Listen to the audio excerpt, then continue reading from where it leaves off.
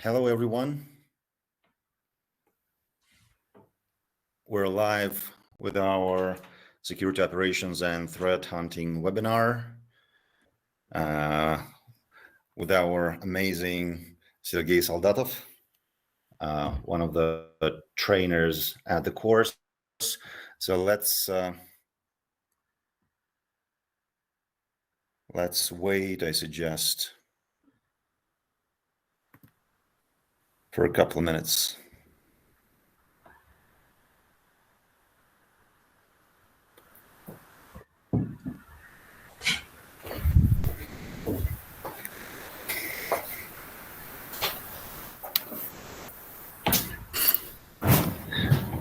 Wait and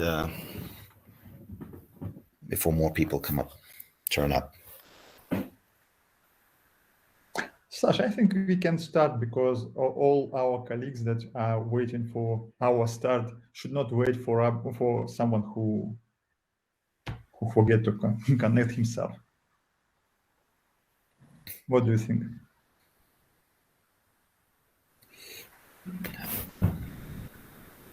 Yeah, hang on. Let's so it's 01.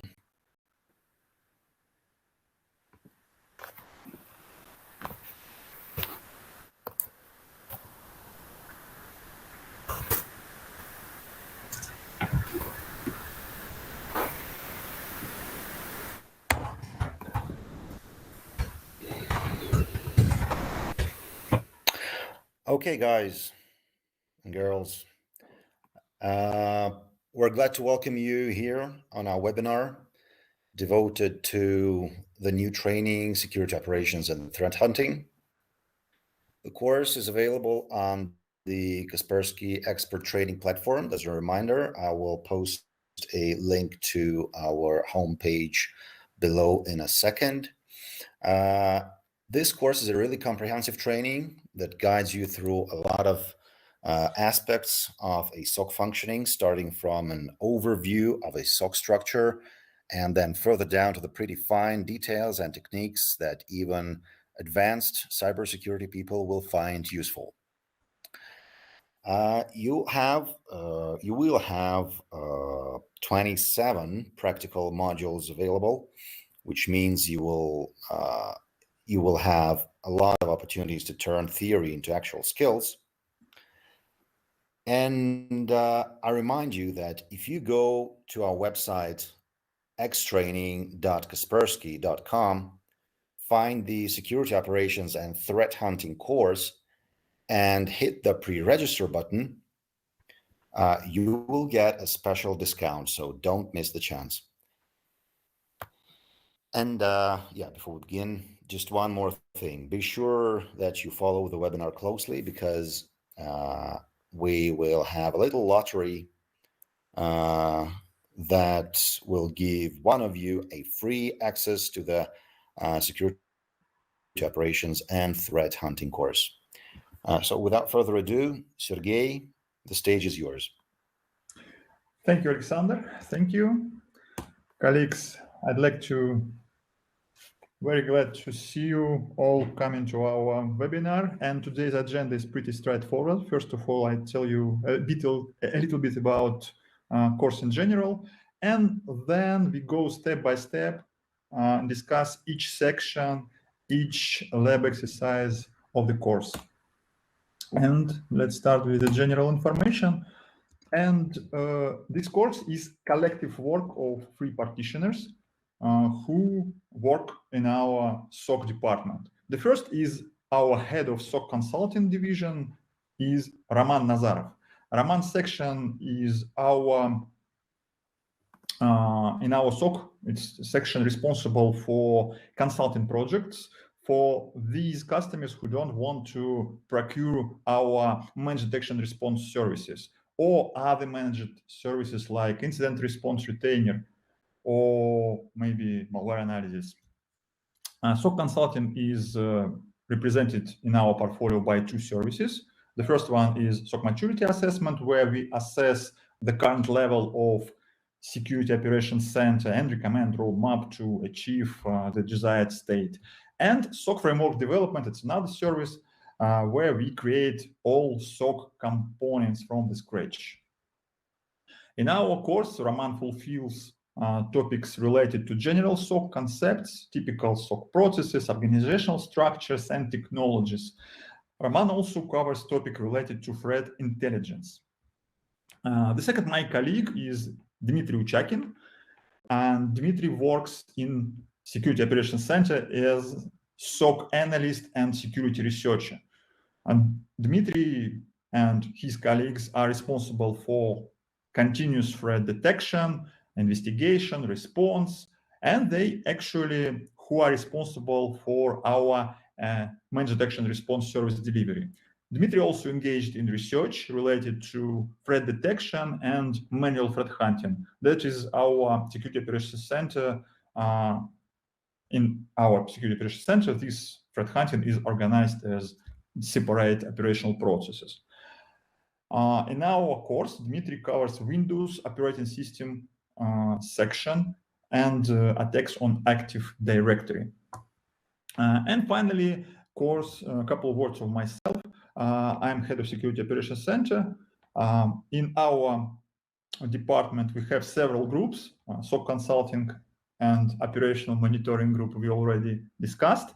But also in our SOC, we have separated section engaged in research that allows us to have very good detection capabilities and have good telemetry to help realize this detection logic. And also our research is responsible for breach assessment service delivery. Internally, we called it Target Attack Discovery or TAD service. The last section in our department is development, that is responsible for our telemetry pipeline development, as well as internal Security Operations Center analysts interfaces, like incident response platform, or security information and event management, or SIEM user interfaces. Exactly these two areas, I mean, telemetry pipeline processing and internal SOC analyst graphic user interfaces, define the effectiveness and efficiency of our monitoring team. That's why this development team is also in our department. Couple words about background.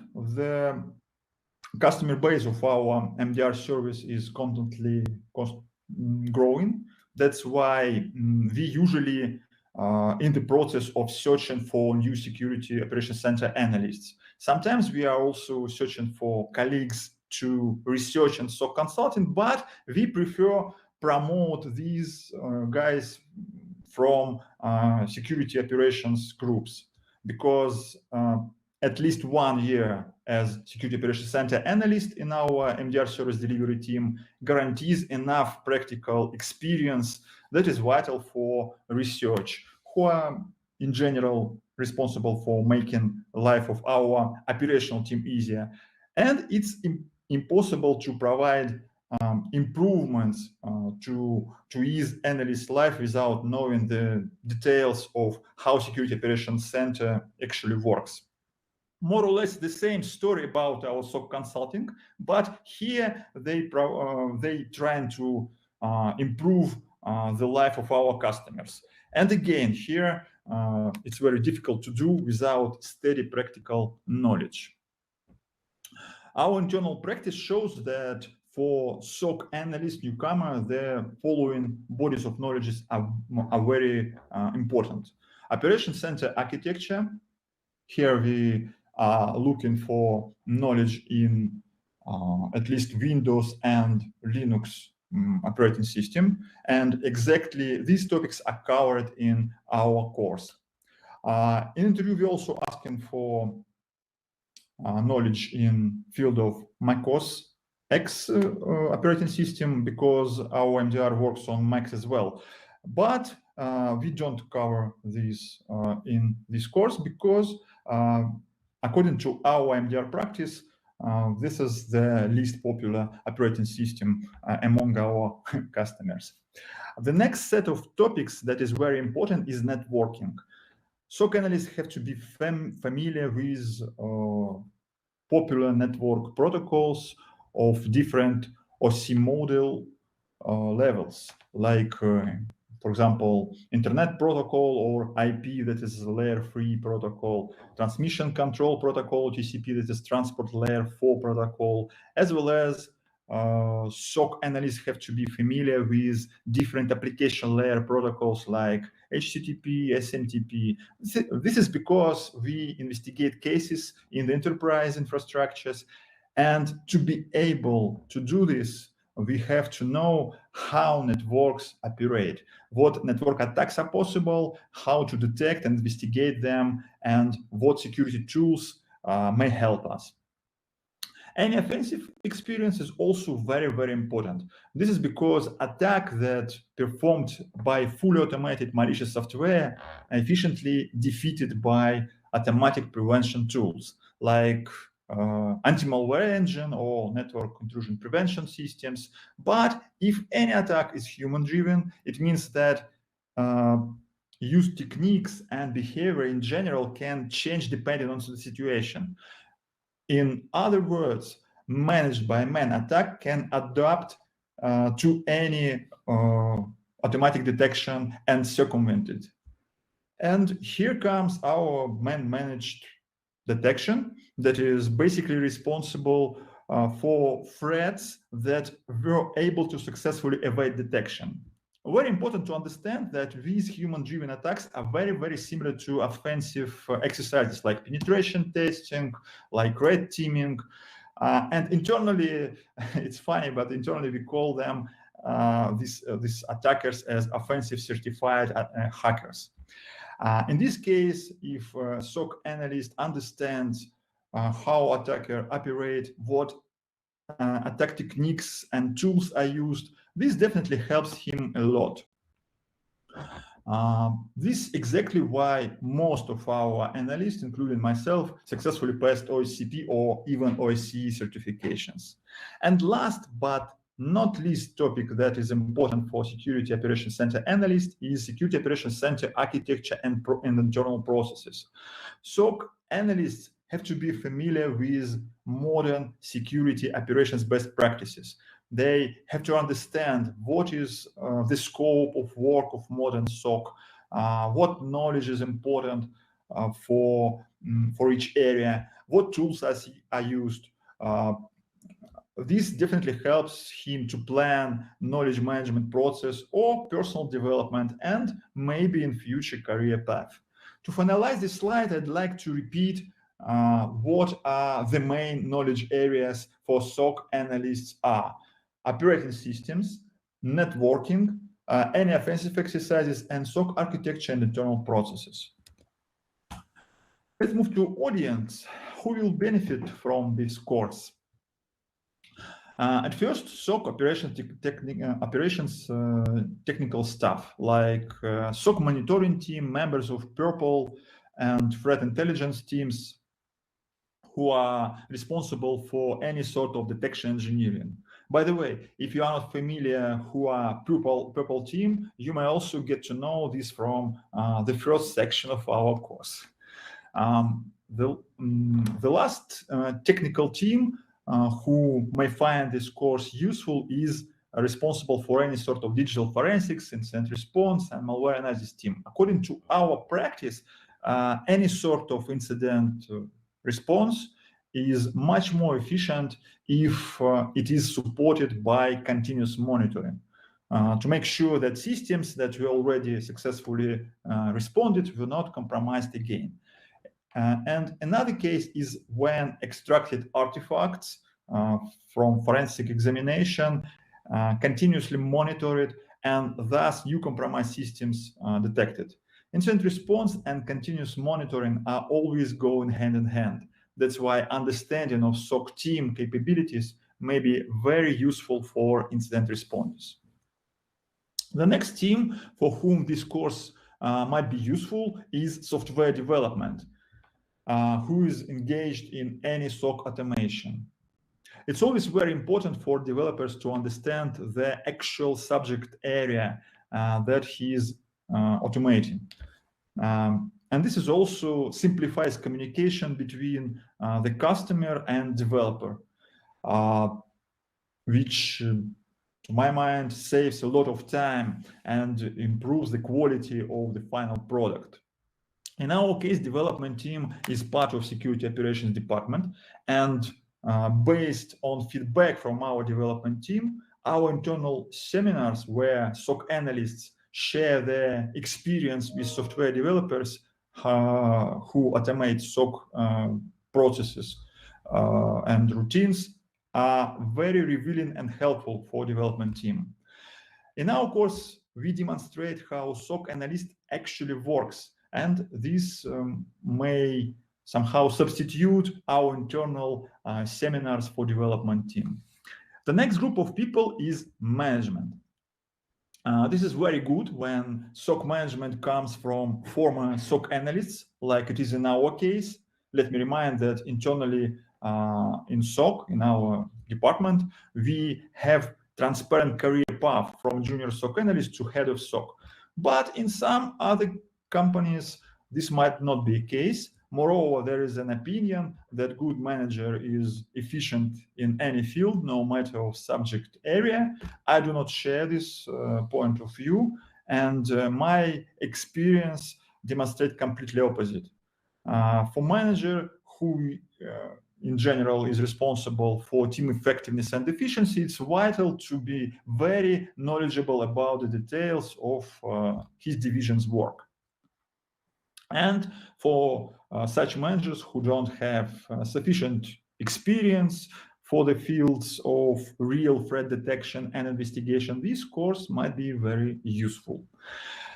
The managers may be responsible for SOC methodology, for managing different internal security operation teams, or maybe somehow involved in any sort of SOC consulting.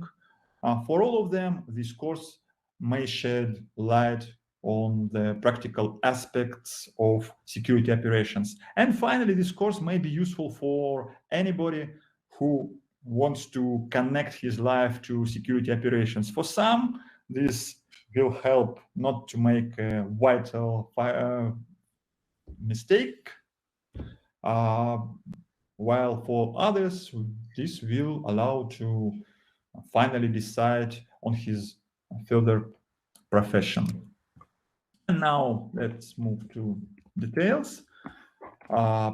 We finished introduction, and the first section is general concepts, where we discuss general information about security operation and SOC best practices.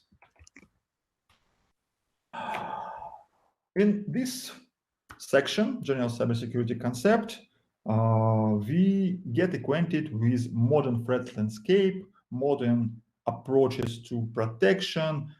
We see the examples of multi-stage compromise and how modern SOC detects it. By the way, the illustration to this slide is just a schema for modern multi-stage attack from real compromise incident.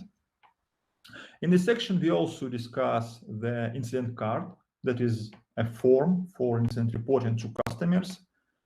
Here we also speak about typical security operations center goals and common SOC models. Then we move to people, security operations center domain, as illustrated on this slide. Here I choose the picture that shows us an example of SOC organizational structure. This is one of which is discussed in the course. In this section, we go through typical organizational structures and main SOC activities like security operations, threat research, threat intelligence, engineering, security assessment, and management. For each of listed activities, we discuss the required team and their responsibilities. We also speak about red, purple, and blue teams, their difference, responsibilities, and knowledge workflow between each other. SOC services. We move to this topic after SOC organizational structures. And here we discuss not only services, but also supported internal processes. The illustration on this slide is SOC threat detection service map. It shows threat detection services themselves and artifacts that may be transferred from one service to another. The services that we discuss in this section are log management, security monitoring and incident response, threat intelligence, threat hunting, and of course reporting. We also discuss digital forensics, malware analysis, and incident response services. Usually, it's not a common practice for Security Operations Center to provide offensive services like penetration testing, but anyway, we also pay a little attention on security assessment services as well in this section. For listed services, we also discuss supported processes. If you are not familiar with difference between services and processes, the simple explanation maybe is that service is product that is provided to the customers, and processes or supported processes are a set of internal interconnections or interactions between SOC participants to be able to deliver this particular external service. In simple, services is external interface, and processes are internals and supported service activities for service delivery. In this section, we also discuss SOC key performance indicators or KPIs and metrics that are usually collected to be able to formally calculate these KPIs. Also in SOC services section, we cover crucial SOC concepts like defense in depth, layered security approach. We get to know what is alert triage, discuss what for we need to classify incidents and see possible incident classification examples. Also in this section, we discuss what are attackers' tactics, techniques, and procedures, and what is attacker kill chain in cybersecurity, and speak about typical vectors of compromise. As illustration to the slide, I chose attack kill chain model that demonstrates the list of stages that attacker usually have to pass to achieve the final goal of attack. Use cases. In this section, we discuss use case management processes, processes related to use case management and Security Operations Center. We get acquainted with existing use case frameworks, get to know how to apply agile methodologies to use case management processes, and see what's the difference between playbooks and runbooks. Illustration to this slide is use case lifecycle that is discussed in this section of our course. Then we move to big threat intelligence topic. This section is really big, and here we discuss basic terminology, examples of typical threat intelligence services, threat intelligence life cycle, cyber TI basic characteristics. TI stands for threat intelligence. In this section, we also speak about different levels of cyber threat intelligence or CTI, like tactical, operational, strategic. We also discuss CTI standards and tools and speak about different forms of CTI like MRTI, machine readable threat intelligence, or APT reports. In this section, we also cover forms of CTI delivery, like threat intelligence portals or platforms, or threat data feeds, and who are the consumers of different forms and formats of CTI. As illustration to this slide, I chose the schema of CTI types, who are their consumers, and what tasks are usually solved with particular type of CTI. All of this is discussed in very detailed way in our course. Threat hunting. Having steady knowledge about threat intelligence, we move to threat hunting because they are very connected to each other. Threat hunting is a manual process of continuous searching for threats that were missed by any automated detection. This is the basis for detection engineering because once any threat was found manually, then a particular detection logic is created, and this scenario in future will be found in fully automated way. In this section, we discuss threat hunting loop because threat hunting, as we already mentioned, is never-ending process, continuous process. We get to know what is David Bianco's pyramid of pain and levels of detection.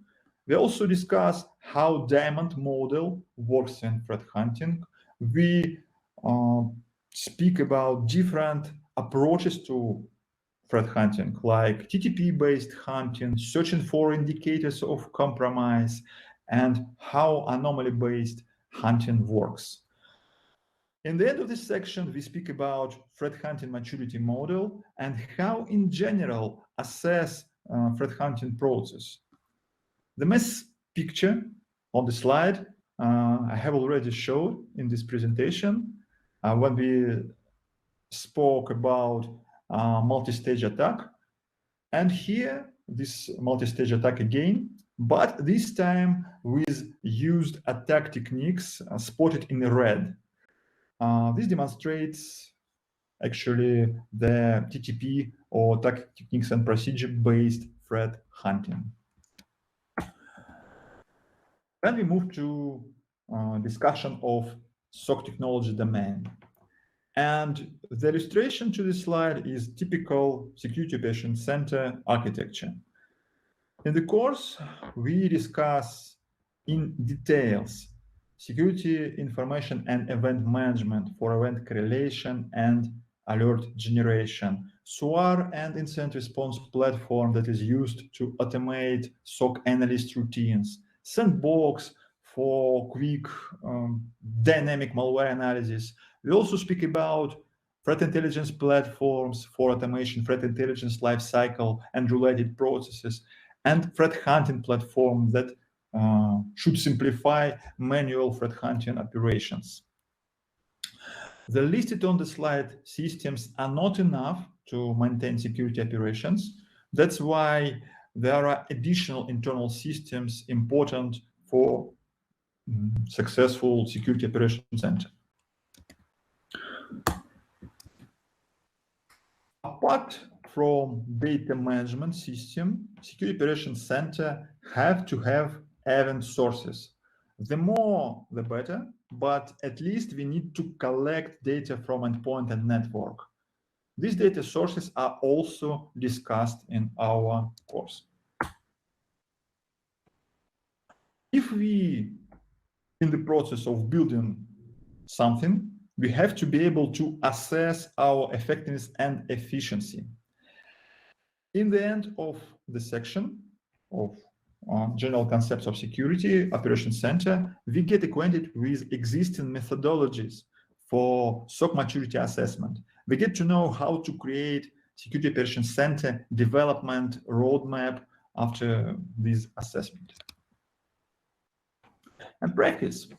In our course, we devote a lot of time to practice. So even this rather theoretical part is not devoid of practical exercises. And at the end of this section, we prepare 4 small lab exercises, 1 about threat hunting and 3 devoted to threat intelligence. In all our exercises, we use open source security tools like Elasticstack as SIEM, and as threat intelligence platform in these labs, we use well-known MISP. During these labs, we practice how to use threat intelligence data in the process of threat hunting. Then we move to the next big section devoted to Windows operating system. And this section is mainly delivered by Dmitry Uchakin, but some sessions were provided by myself as well. And the first topic is SAM and NTDS DIT. There are special places where Windows stores user credentials, and that's why they are usual attack target. To better understand why it is important and how to protect this data, we have to in detail understand how and where Windows store credentials, and to understand different Windows components like LSAS, security packages, Active Directory, group policies, and Windows domains, and how Windows access control works, and what are the Windows security principles. And all these topics discussed in this first section. And the illustration to the slide shows Windows access control overview.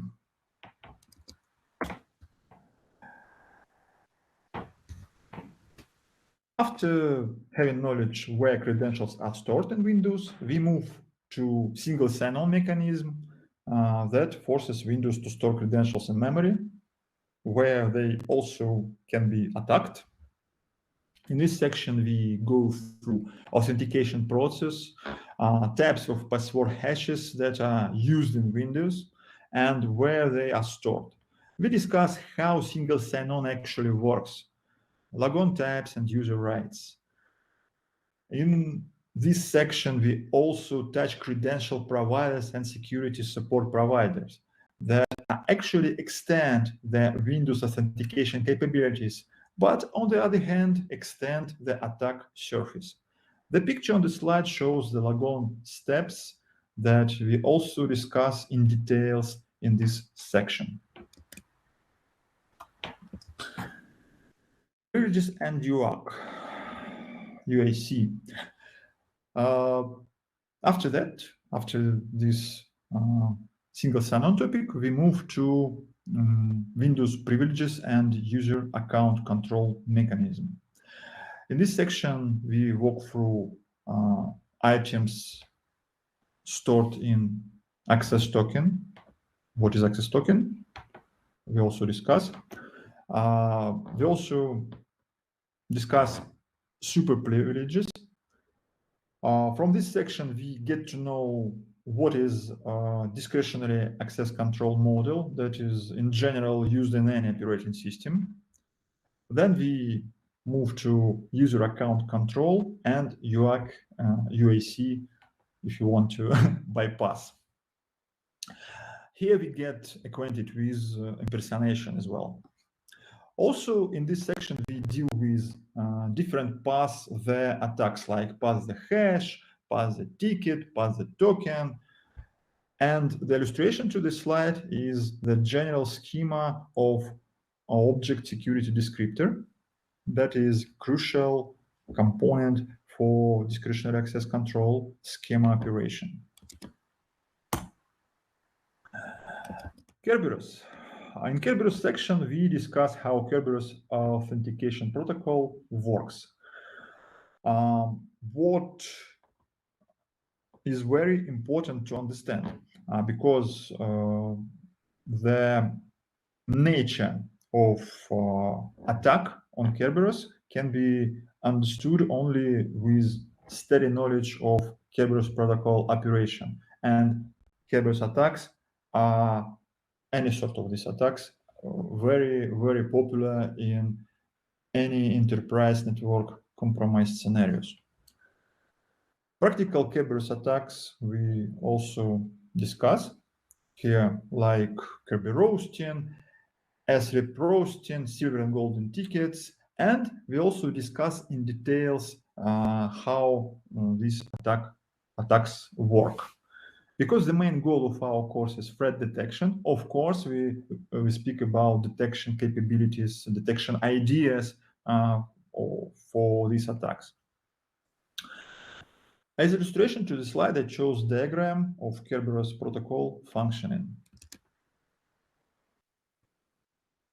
The last but not least topic in Windows section is Windows security auditing, where we discuss event logs location, types of event logs, audit categories, and states. We also walk through audit policy configuration. And the illustration to the slide is a Windows log event of service creation with PowerShell base 64 encoded one-liner. It is taken from a real APT case. And of course, practice. In this new section, we have a lot of interesting practice exercises that allow you to better understand Windows internals and how particular attacks work. Almost after every major topic that we have already discussed, small practical exercise comes. We look at how password credentials are stored in SAM, in TDS, and in memory. See user rights, Windows privileges, UAC, play with pass the token attack and impersonation, and practice some Kerberos attacks like Kerberostin, S-Reprostin, silver and golden tickets. After Windows, we move to the next major topic, the Linux operating system. That is number 2 by popularity among Kaspersky MDR customers across the world. Linux section is our in our course is delivered by me. And we start with Linux history, distributions, and touch package management. The illustration to the slide, you can see the variety of popular Linux distributions and some of their characteristics. After a small introduction to Linux operating system, we walk through main Linux components like SSH, sudo, cron. We also touch Linux services. For each component, we search for attacker technique in MITRE ATT or MITRE attack framework to understand how each component can be involved in possible attack scenarios. The illustration to this slide is schema for sudo, how sudo works actually. Security. After introduction to Linux itself and main components, we move to main Linux security concepts. Here we discuss file permissions, account security, and discretionary access control module realization in Linux. Linux also has built-in firewall that is important security component as well. Linux security mechanisms are extensible through pluggable authentication modules. And in this section, we touch this topic as well. Mandatory access control is also implemented in Linux operating system in forms of SE Linux and AppArmor that we also briefly discuss in this security section of Linux operating system. We finish Linux security section with discussion about Linux capabilities. This is a very interesting mechanism that also can be exploited. That's why it's important to be aware about it. On the picture of the slide, there are schemas of IP table separation and a structural schema of firewall D, from which you can guess that firewall D is based on IP tables, and IP tables is kernel component. And as usually, at the end of Linux section, we speak about Linux monitoring capabilities. Here we discuss both default tools for event collection, like different versions of syslog and built-in login daemon audit D, as well as third-party OS query that is quite popular because supports all three major operating systems like Windows, Linux, and Mac OS X. That can be a real solution in heterogeneous environments. Default Linux login mechanism natively supports central logging, and we discuss configuration scenarios in this section for central login as well. On the illustration to the slide, we can see the schema of syslog. As practice for Linux session, we propose two privilege escalation scenarios, one via pull sudo configuration, and another one via Linux capabilities exploitation for OpenSSL binary. Both scenarios we investigate by analyzing audit-d logs. The last section in our course is devoted to networking. That is, as we discussed, is a very important set of knowledge for SOC analyst. As in all our previous sections, we start with basic concepts and terminology. We go through open system interconnection model like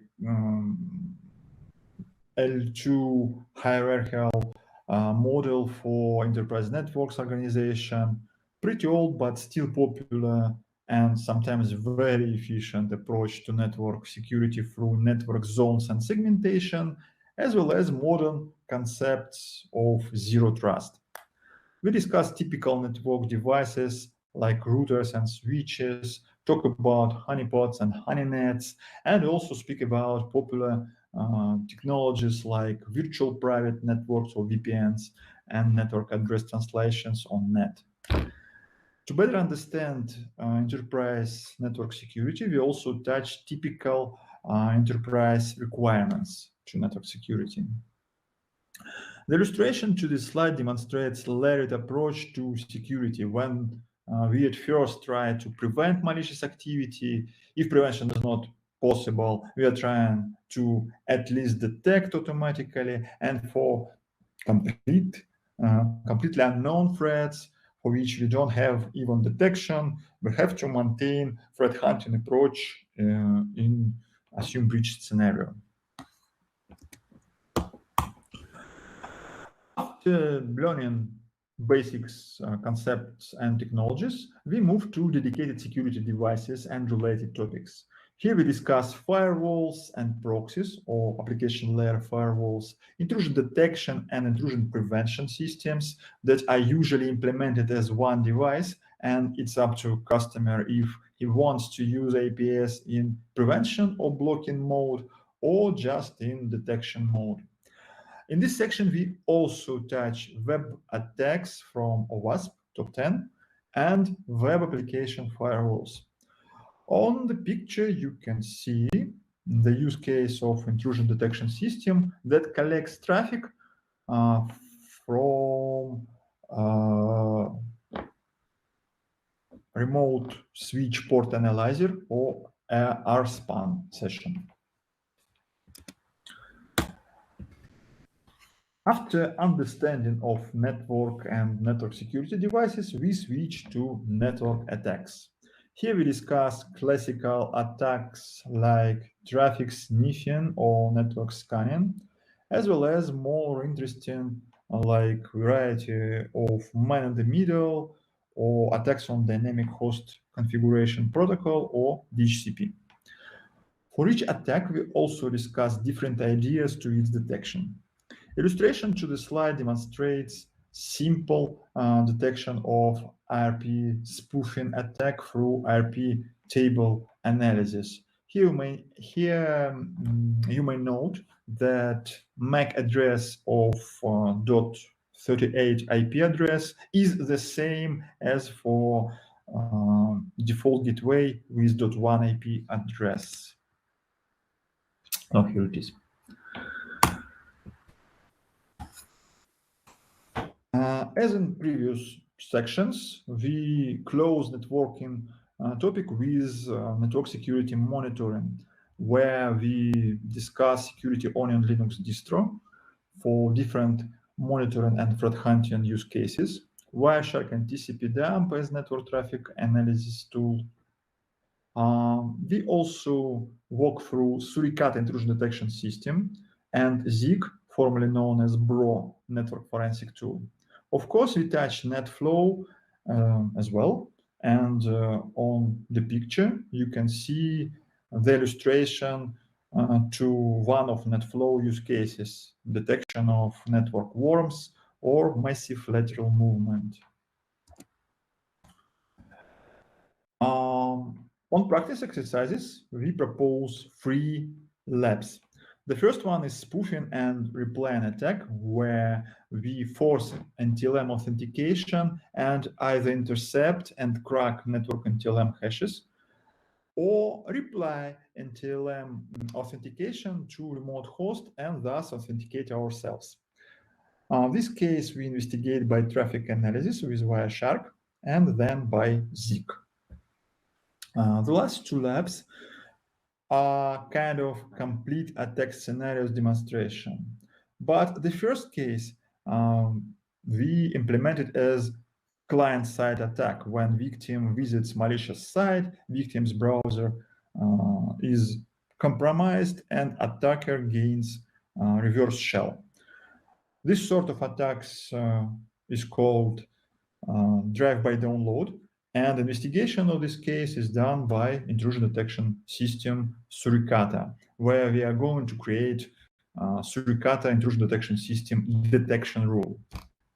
The second lab is server-side exploitation of vulnerable web application with the following privilege escalation through poor Windows service configuration. This case is investigated by endpoint detection and response, and here we use Elastic EDR agent. That's basically it from the first part, and now I'm going to prepare a small demonstration and pass the word to Sasha. Sasha, please go on about Lettery. Yeah, thanks, Sergey, for this awesome webinar. Yeah, guys and girls. So here we have a lottery. Check it out and choose the right answer, the answer that you think is right. And then go to the polls section, which I am going to start. There you go. So, according to the authors of the course, what experience is the most unimportant for a SOC analyst in comparison to others listed here? Please be careful. You have to choose the most unimportant, not the most important. So be careful. So number 1, OS architecture and security. Number 2, networking. Number 3, any offensive experiences. Number 4, any programming experiences. And number 5, typical security operations center processes. So which one is the most unimportant?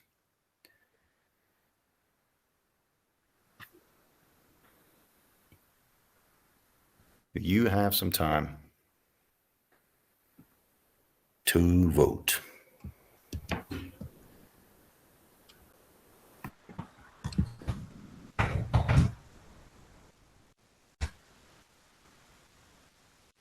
Actually, I'm ready. And I switch my screen to... Yeah, hang on, Sergey, hang on a second. Let's give let's give our audience just one more minute. It's actually a simple question, so I can give a hint. We discussed it in the beginning of our presentation.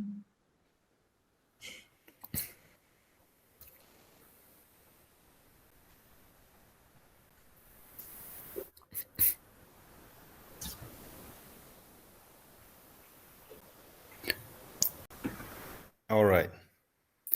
So we can go on. Okay, thank you. Let me reshare my screen.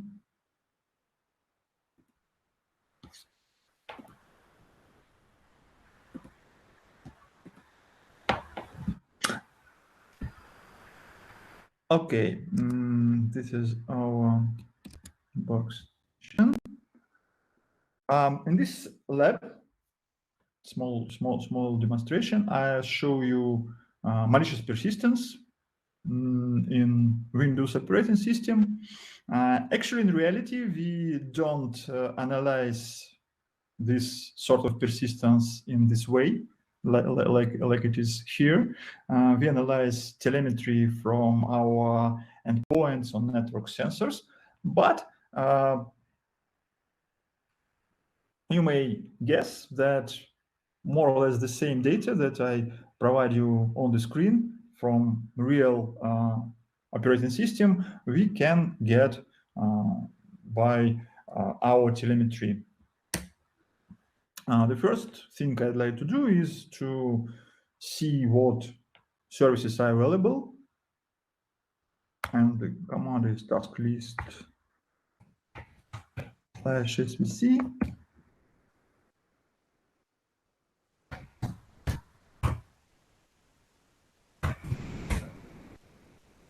Nothing suspicious. The second command that I need is let's start no. I need O flag to see the PID. I somehow know that here we have persistence through malicious service, and we had an illustration of this sort of persistence on one of my slides. And here's the process, here's the services, and one of services is malicious. Let's try to find all services that don't have any description. And here we have Google Chrome evaluation. It's more or less okay. You can look at that's Google Chrome, but other services look suspicious. Sysmon, I don't have any opportunity to see it. Let's try to find it in registry because all services are available in registry. Look, we get it command, and all services are located in local machine, system, current control set, services. And I need something sysmon. Main. Sysmon. Here it is, and you can see that binary path is something with PowerShell. Well, let's try to extract command and control server from here. And this might be not an easy task because it's obfuscated. So actually we can take this command and run it in sandbox, for example, but I don't have any second sandbox. I'll try to run it right here. Never do this in real environment, but this is environment for playing. And now I can see what services I have here. And here it is. I have PowerShell. I haven't had it before. And the PID is 4800. Let's see. Do you have any network connections for this process? Well.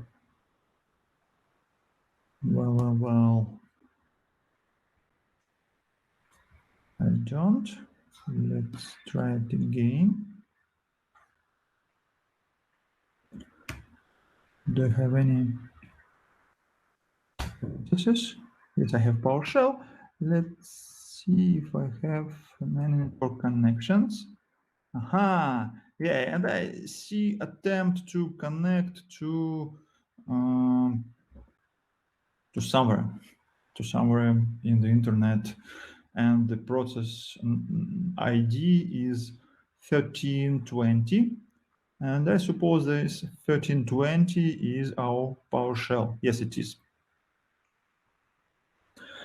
The next thing that I should do is to search for this artifact, for this command and control server in my network devices, and maybe find another compromised system. That's it with our exercise, and let's move to our slides and answer our questions if we have any.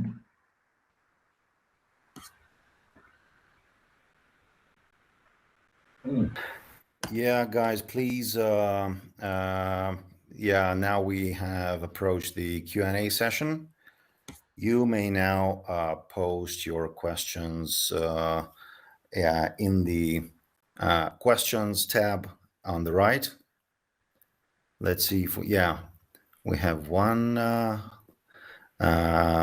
Will there be any video available? Video of this session? Yeah, this video will be available on BrightTalk as soon as early as maybe half an hour after we finish our webinar, or in 1 hour it will be there. So yeah, you can always check out and watch again.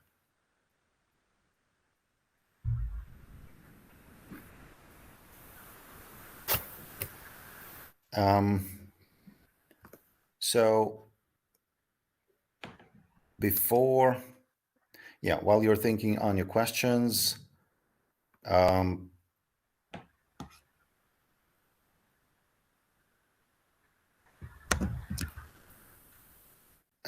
Sergey,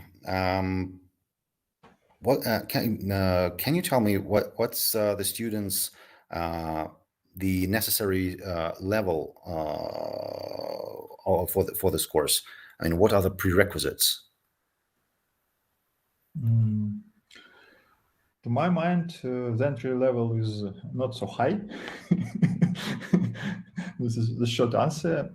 We expect that students are capable to understand information on the slides and read Wikipedia if there are unknown words on slides and the instructor didn't explain this. So this is a joke, of course. If we take seriously, students should be confident users of Windows and Linux operating systems. We don't demand experience in any internals or administration. User level is quite enough. But of course, administration background is a major help. The similar story is about networks. We don't demand the students to have a network administration background, but expect them heard abbreviations like TCP, UDP, IP, or any other abbreviations before. To put it simple, we students have to be ready to perform practical exercises. This is the main point. And to do this, they need to have appropriate user experience, not administration, but user experience. And this, to my mind, it's enough to repeat tasks not only by step, but also understand what's going on. And regarding security operation processes and services, the first section of our course, here we don't expect any knowledge at all, because this is the focal point of our course. And here we don't have any prerequisites. We don't expect any experience from students, from Security Operations Center analysts or Security Operations Center operator. So first section is the focal point, and it will be discussed from the level 0. Did I answer the question? Yeah, I think you did. Another question is, during your course, will you use tools such as sysinternals or any other tools? Can you elaborate? Yes, the answer is yes. Of course, we will use sysinternals tools for demonstration purposes. In Windows section, because sysinternals is related to Windows operating system, and of course we use sysinternal tools to better understand Windows internals, basically. So if you take Mark Rusinovich books, Windows internals, you may also note that in this book there are a lot of examples of sysinternals tool usage. Does this course include only open source tools, or does it include any Kaspersky tools, like, for example, No. Kaspersky EDR? We are not related to any Kaspersky products. We use only open source tools, and we did it intentionally because we expect our idea not to share knowledge about our tools. There are special courses to do this about our products. We want to teach you how to become SOC analyst, how to become threat hunter, no matter what tools are used. So we use only open source tools that are available in the internet.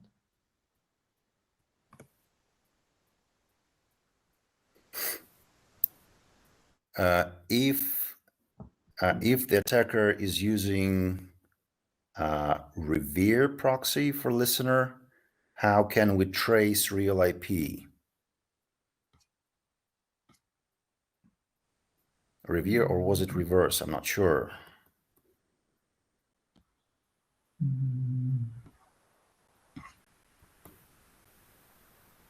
Revere?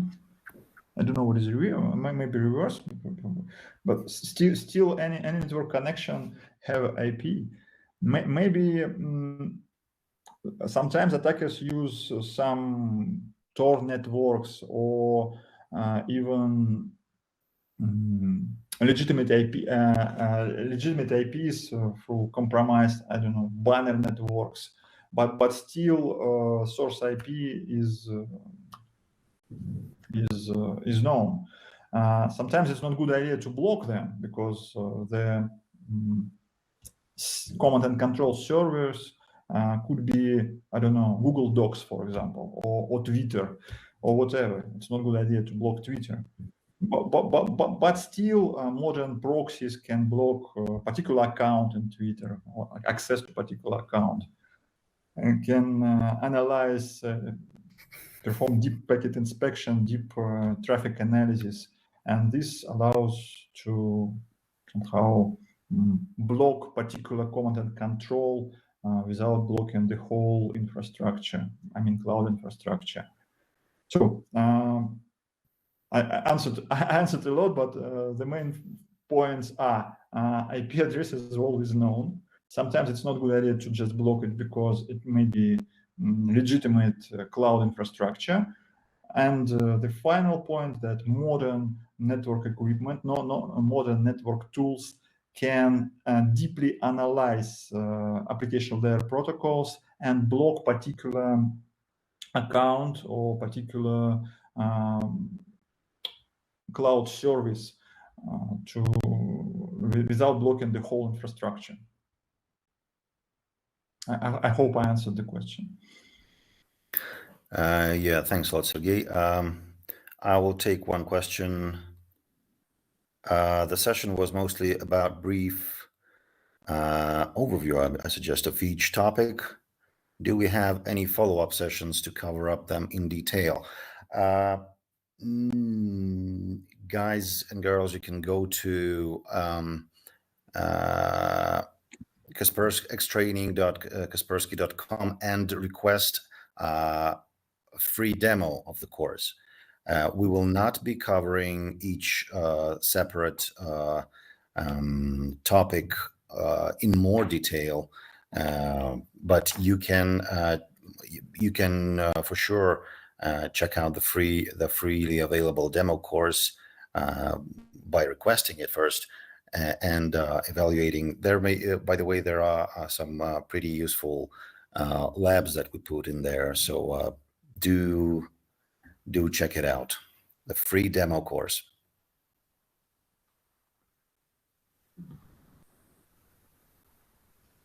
And let's take one more question and then wrap up.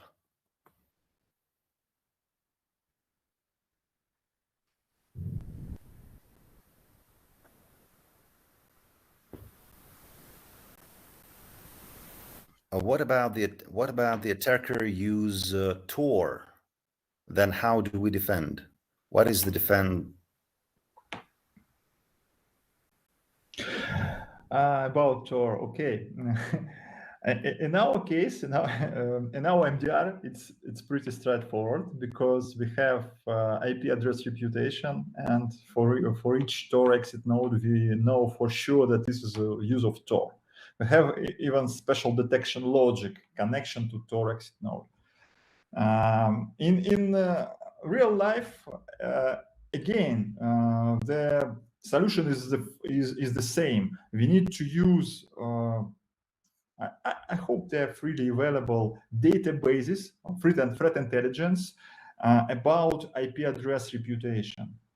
And if you enrich your network connections with this IP reputation, you will be sure that this particular connection is connection to Tor.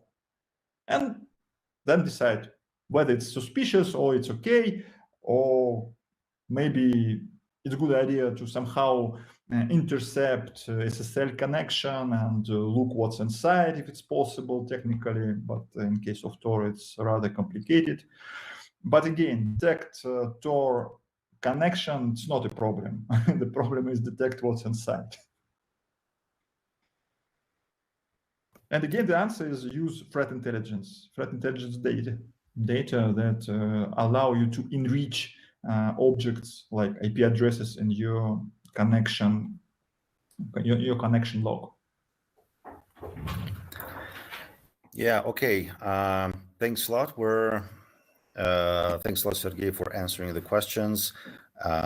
We will stop here. And we'll go to the results of the poll, and we will give a free access to our security operations and threat hunting course to the person who was the first to give the answer number 4. The answer number 4. And that was Nazrul Amimar. Nazrul Amimar, congratulations, you're getting the access, the free access to the security operations and threat hunting course. We will get in touch on your email. So I'll wait for a letter from us. I hope this webinar was useful for everyone.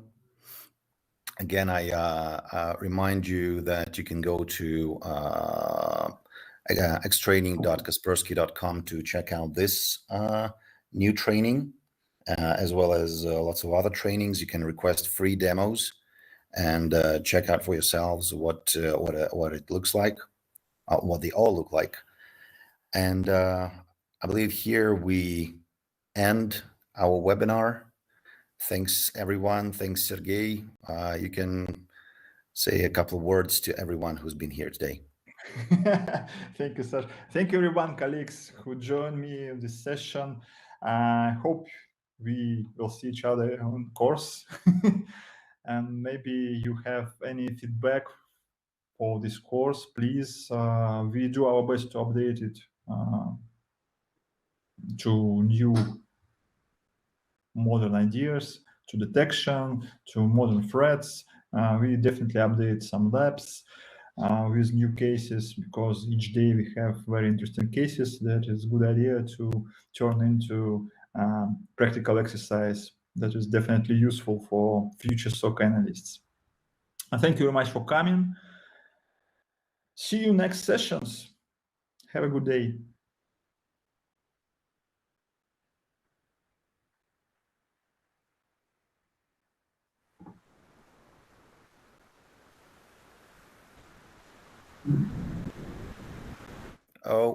Sorry, I was muted. Just one more second.